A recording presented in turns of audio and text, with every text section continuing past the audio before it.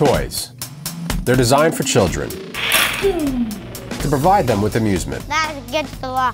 Move your car. I'm gonna give you a ticket. Woo, woo, woo, woo. But when kids become adults, they outgrow those toys and never look back. At least that's what I thought, until one day when I accidentally walked into a toy museum. Being surrounded by toys I hadn't seen in over 20 years, I was overwhelmed with memories from my childhood, remembering old friends, my favorite games, and what it felt like to be a kid again.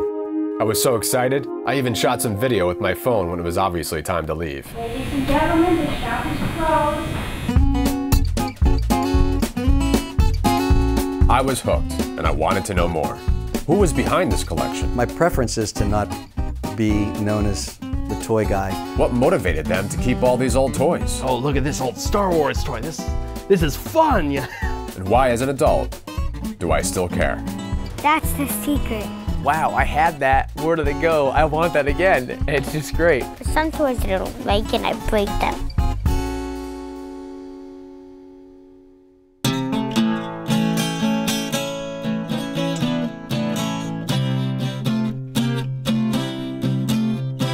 A few weeks later, I went back to the museum in Quechee, Vermont. I had tracked down the collector, Gary Neal. and my goal was to share this place with the world. There's 10,000 toys on display now that you can see visibly, but there's another 90,000 toys in various storage areas and attic space.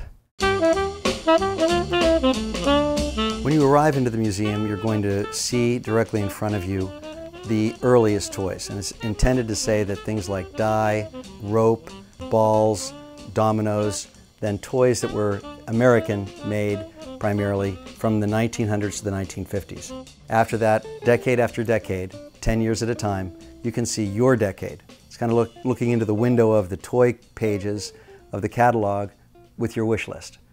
I also love the lunchboxes though. That's like the big pride for me. I'm Christopher Wayne Neal.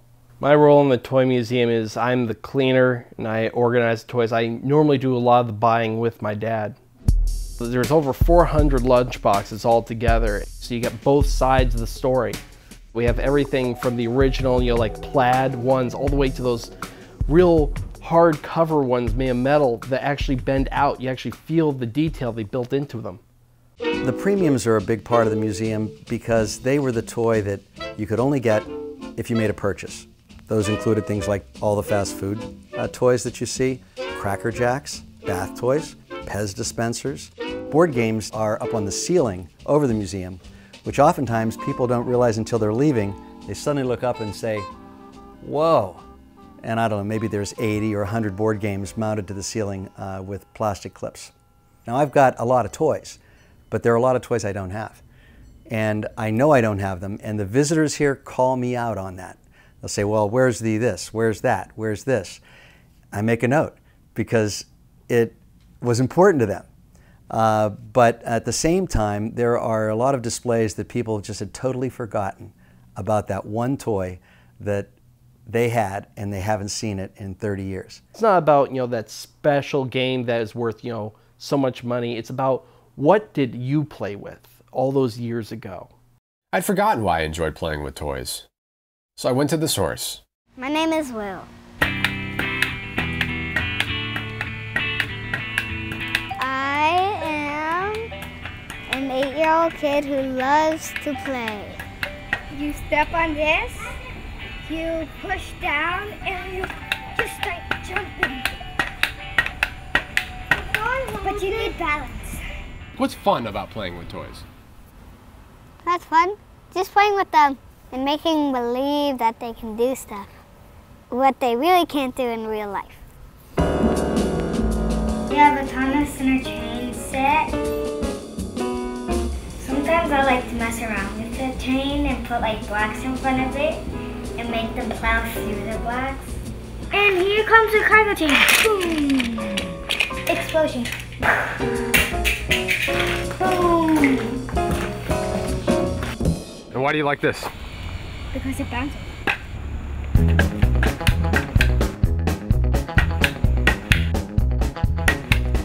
In the 1950s was a decade where TV was really introducing a lot of new characters and toys. Howdy Doody, Captain Kangaroo, Barbie. Barbie was introduced in 1959.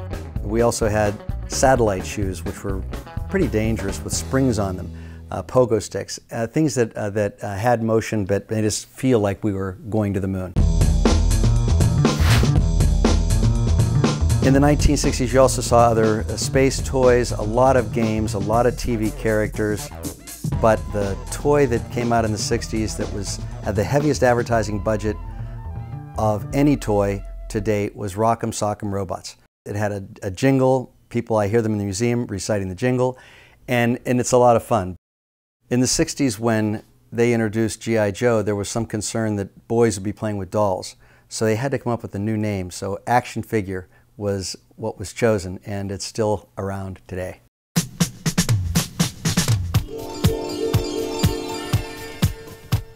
In the 1970s, TV was introducing the shows like Charlie's Angels or Bionic Man and Sonny and Cher. These figures all had their own dolls or action figures associated with them, their own lunch boxes, their own board games. But you can see the cases filled with those toys.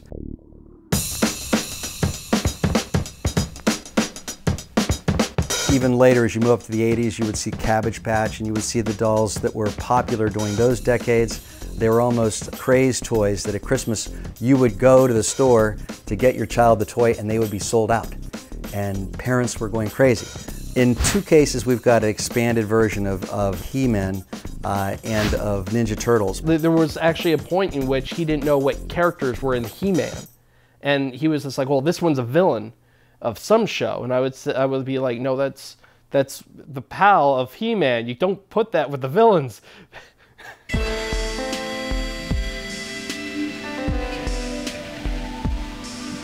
The 90s had an awful lot of Disney movies that were part of what came out on the toy shelves. Batman was huge during that decade, and Power Rangers, both for boys and for girls. A lot of dolls that symbolized rock stars, singing stars, cartoons that were famous during the time. Next to the 90s, you see the Star Wars, and the Star Wars actually went from the 70s through the 90s, and it's earned its own case. We're already trying to get enough toys to open up the 2000 case. We want that next generation, the people who are toddlers now, to be able to go, yeah, I had that. Wow, like I had that, I never had that, I want that. Looking at the Power Ranger toys, I'm like, oh, I know what that is, I want that so bad. Came originally here 6 months ago, and it's just like, it was insane the first time, like not seeing the stuff for over 10 years and coming back to see it now, it was insane. It really, not to sound weird, touches you a little bit, you're like, wow, this is great. Like people keep these things. Like I just remember like, oh, this is old, I'm gonna throw it away. And now looking back, like, man, I wish I saved that. And coming in here, you see like, well, they saved all of this, it's so great. It's like, I had that one, that was great. You know what, boom, boom. Like, oh, I had all of these, boom, boom. It brings me right back to being a kid again. So let me tell you what happened. A few months ago, I went to Vermont and I was just hanging out, having fun, and I found a toy museum. A museum. Wait, it was packed up with toys? You sure got me one. My name is Miles and I'm 7, and I like playing with my toys, big toys, and airplanes. Ben, look. Because they go up high, and they have windows you can see out really high. What's this? It's a fire airplane. And it could open back, but you don't open, the cars don't come in from here. The cars come in from over there, in the front, where we broke the thing. That's where the cars come in from. But why do you like toys? Because you could pretend you're driving in them. Pretend you're in the car. Like your policeman. Who's that? Get that for me?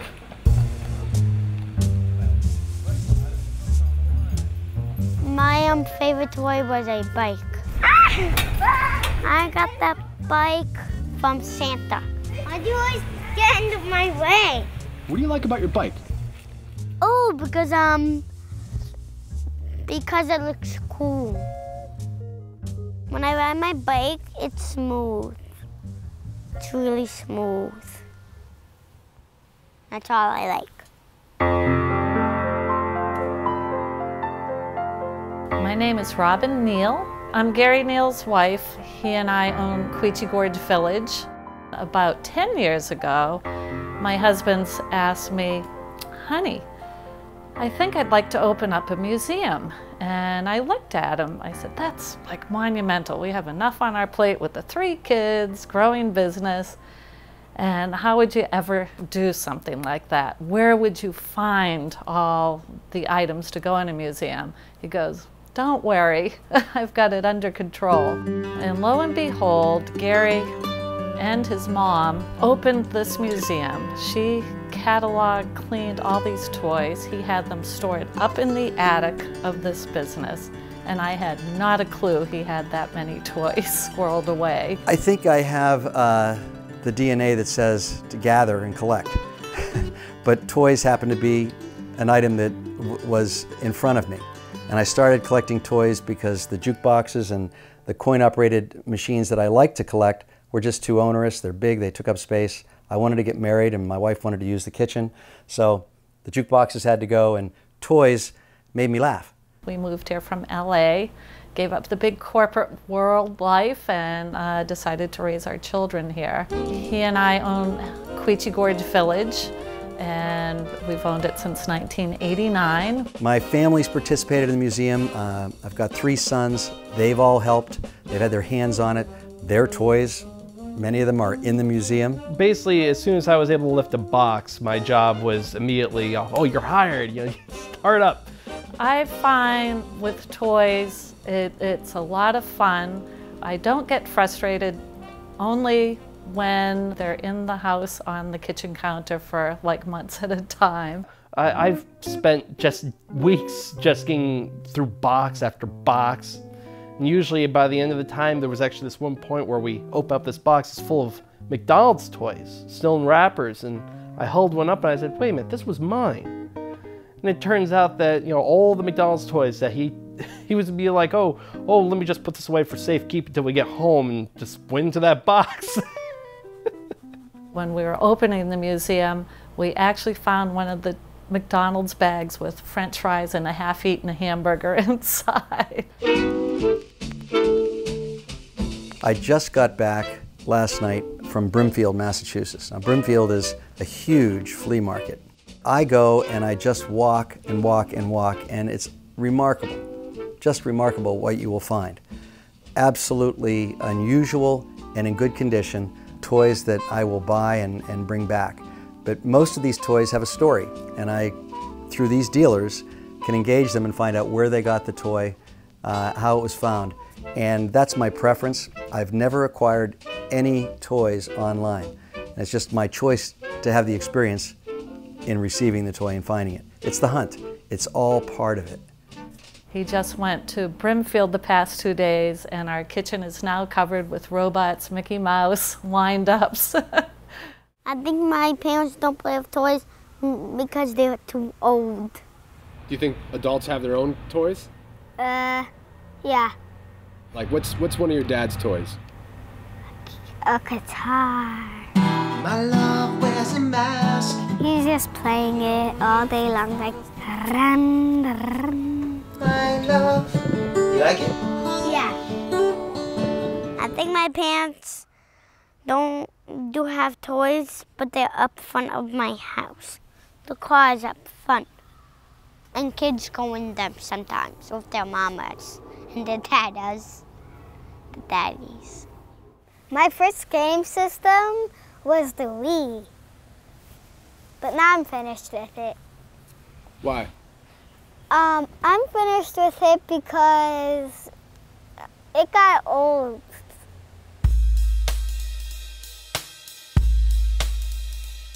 There are handheld games, which were mostly skill games, and those evolved into gravity games, which were bagatelles, and those went on to be arcade games. And today, they're in our homes Looking over here at the games like the Atari, I played that at my grandmother's house, but that was an era when Super Nintendo came out, so looking back, you're really looking in the past at things that people had that it was just like such a great outcome that they made. Well, I'm one of those, hefty nerds, so when I was just like, oh, I get to handle all the old game systems again that I got to play with when I was like 8, I was like, yeah, this is gonna be great.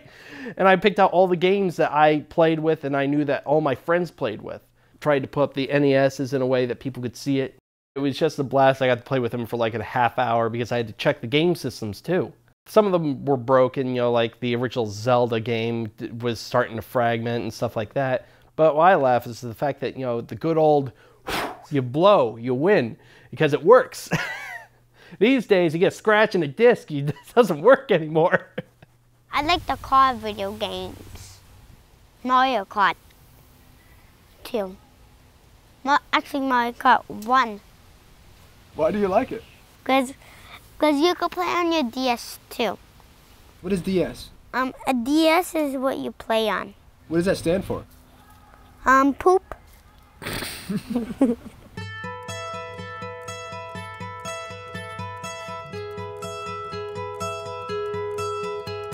What began for me as a documentary about a toy museum became a lesson about being an adult. We are truly living our childhood dream. For most people, toys offer the ability to escape. At times when I feel stress coming on, I can just come into my office and open a box, which I did just a few minutes before we started this conversation, and find something I'd forgotten about. And there it is. It's my respite. It's my chance to relax. For me, I'm reminded of when it felt like my entire life was ahead of me.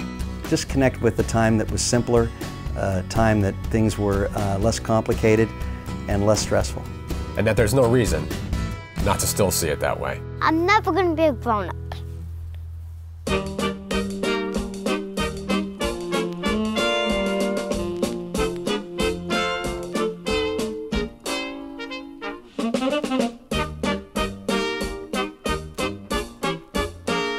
Thank you.